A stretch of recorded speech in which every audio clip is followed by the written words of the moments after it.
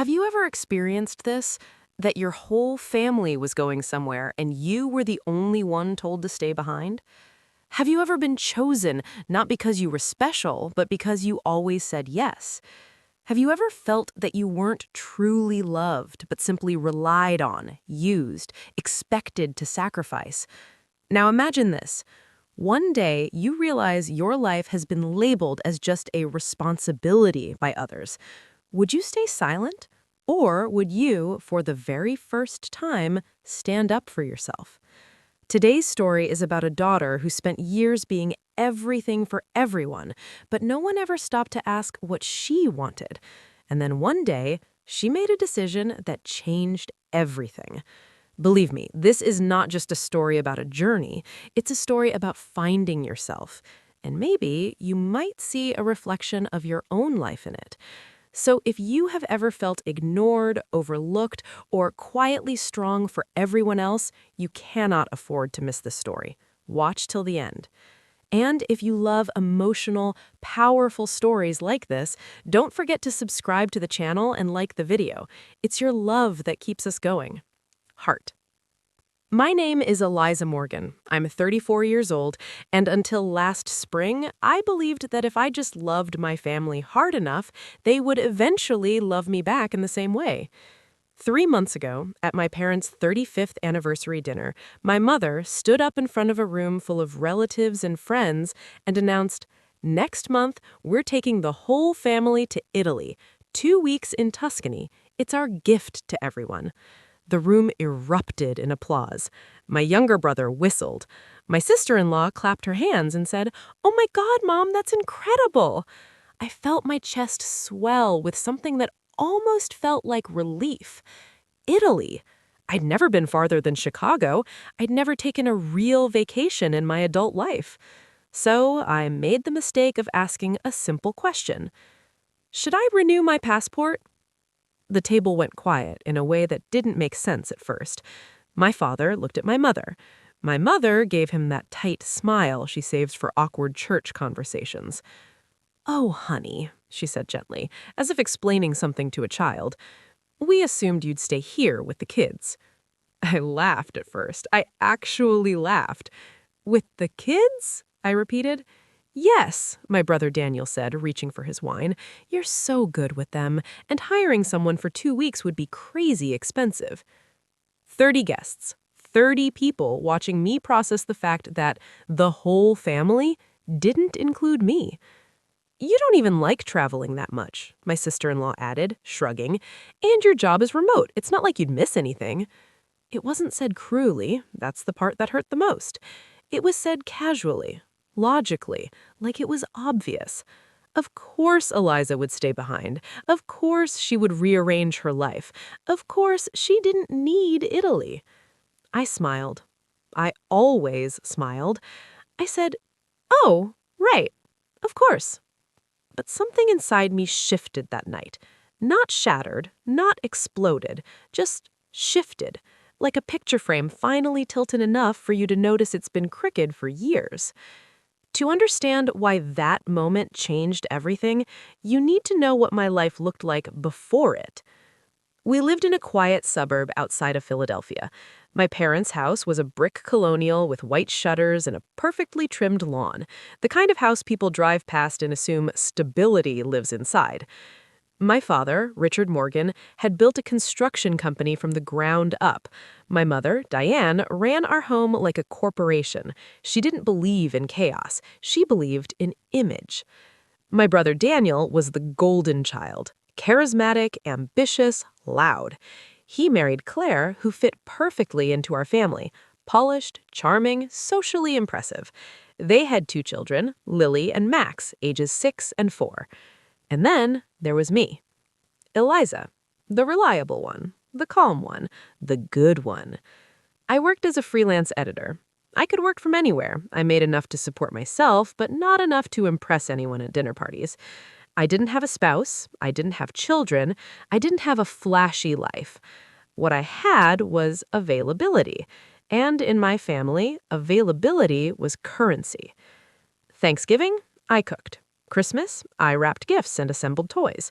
Birthday parties, I coordinated games, baked cupcakes, and stayed late to clean frosting off the walls. Whenever Claire felt overwhelmed, she'd text me, "Any chance you could take the kids tonight? Daniel's working late and I'm exhausted." I always said yes. When my mom needed someone to drive her to appointments, I went. When my dad needed help organizing paperwork, I stayed up late sorting invoices. And when Daniel and Claire wanted a spontaneous weekend getaway, I packed a bag and moved into their house for 48 hours without question.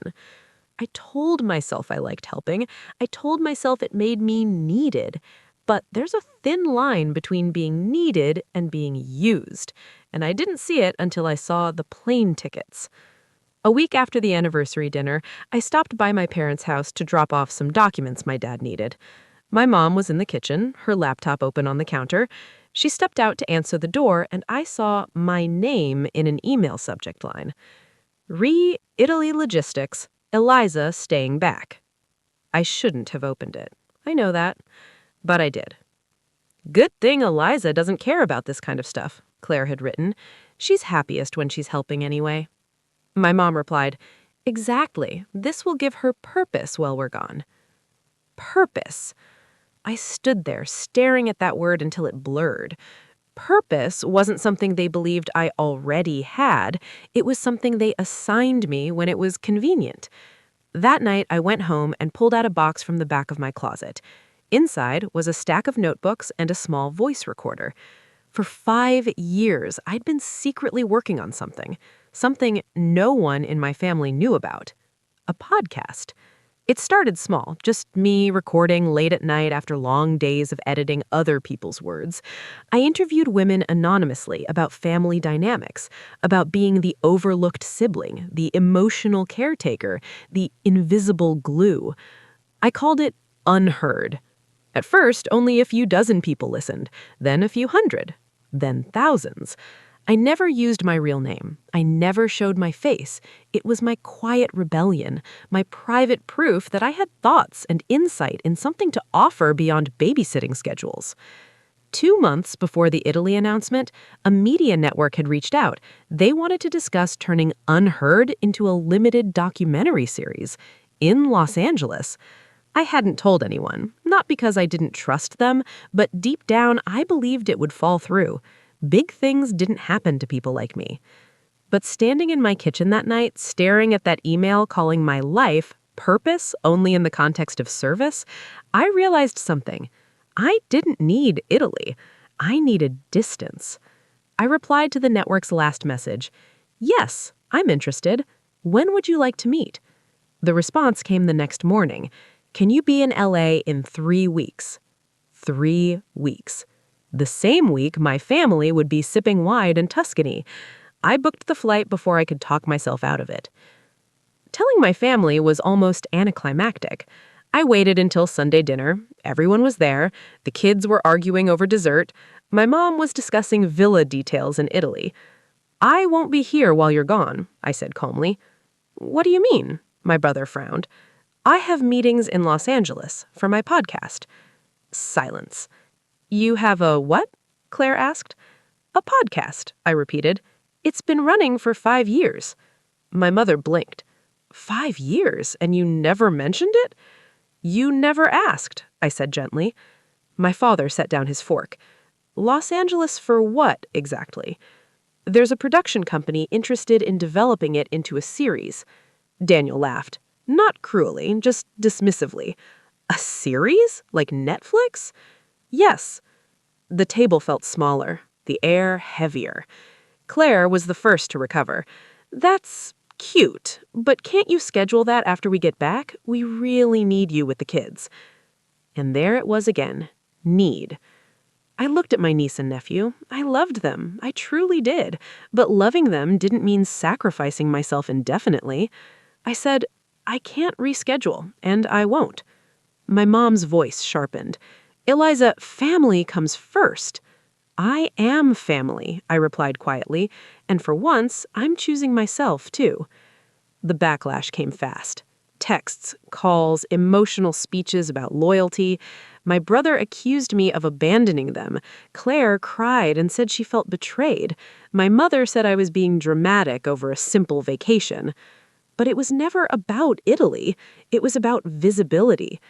I flew to Los Angeles 2 days before my family left for Europe. The meeting lasted 3 hours. They'd already listened to every episode. They knew my voice better than I did.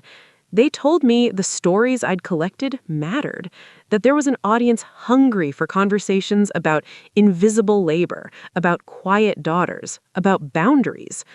"We don't just want your podcast," one producer said. "We want you, on camera as the host."